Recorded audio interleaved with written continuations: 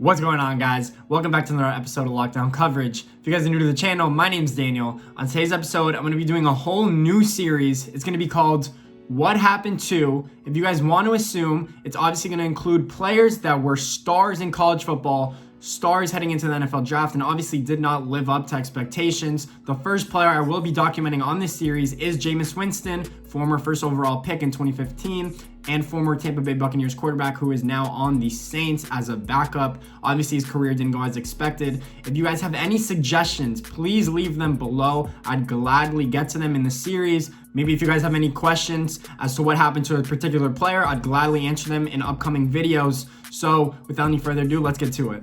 If you guys are unfamiliar with Jameis Winston's background, he did live and grow up in Alabama. He did go to Hueytown High School, where he was a two-sport athlete, did play quarterback, did play outfield in baseball, and was a five-star recruit as a football player. Was amazing, did end up picking Florida State and redshirting his freshman year. Literally played on both teams, was the best player on the field as a freshman if he would have played, in my opinion.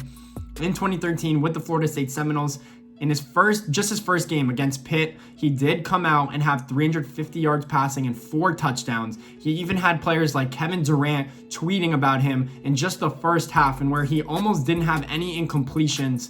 That year, he led Florida State to a 14-0 record and the last BCS championship game, which was held against Auburn.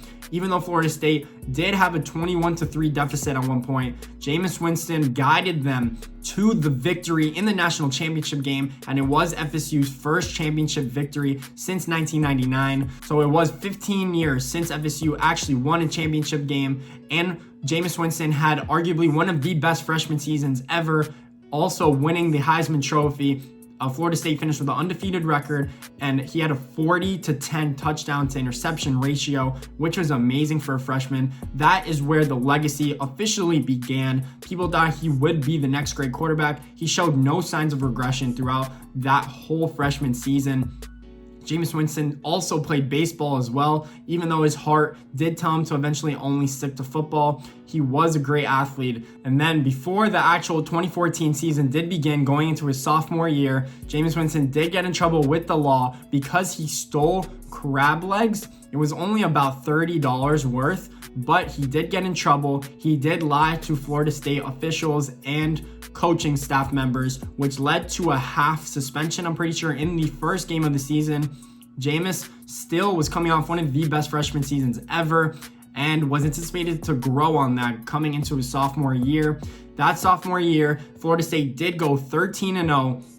They did end up losing to Marcus Mariota and the Oregon Ducks in the Rose Bowl in the first ever playoff, 59-20. Jameis did have a few lackluster performances during that season, in which he did throw 18 interceptions, which is a lot for only playing 14 games. Just a little over 1 per game. Obviously, people were worried about that, but they weren't so worried what his top potential is, which was his redshirt freshman year. After that season, he did end up entering the 2015 draft and was obviously selected first overall. A lot of people were surprised maybe that Marcus Mariota didn't go first because he had the better overall season. But Jameis Winston did have the better arm talent, in my ability, and pocket awareness to where he would succeed in the NFL. He did do pretty good in his first season with Tampa Bay, having thrown 4,000 plus yards, 22 touchdowns, and only 15 interceptions, which isn't bad for a rookie. The interceptions did not slow down later on in his career. He would not be able to throw under 10 interceptions per season, but he is still a good quarterback that only needs coaching, right? And then comes in Bruce Arians from Arizona, in which he led Carson Palmer to have some of the best years of his career going down the stretch. So if anyone can fix Jameis Winston, it is Bruce Arians, right? But in that 2019 season, Jameis Winston did throw for 5,000 plus yards. You would think that would make him a top 10 quarterback, maybe even the top 5 quarterback in the league, but he had 33 touchdowns and 30 interceptions. Some quarterbacks take 4 to 5 years to throw 30 interceptions. Jameis just did it in 1 year. That is almost 2 interceptions per game if you're actually doing the math.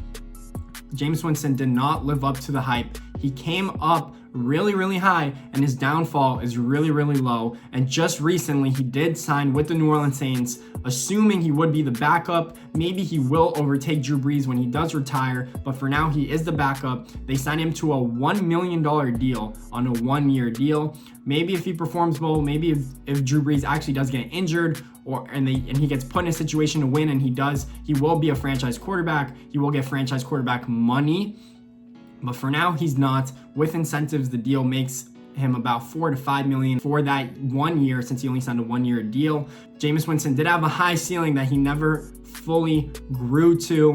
Feel bad for the guy. I've always been an FSU fan. Surprised that he didn't live up to the hype, but he could still do so. He's still a young player. If you guys enjoyed this episode, please make sure to leave a thumbs up and subscribe. I'd really appreciate it. More of these to come. If you guys really enjoy it, make sure to leave suggestions of what players you guys want me to do. Thanks for watching.